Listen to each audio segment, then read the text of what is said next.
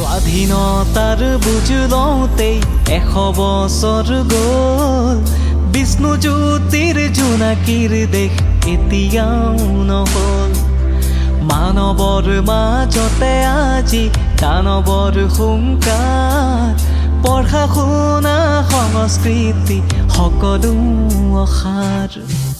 এয়াই জানো সপোন আছিল কুৰি শতিকাৰ সকলোতে মাথো প্ৰশ্ন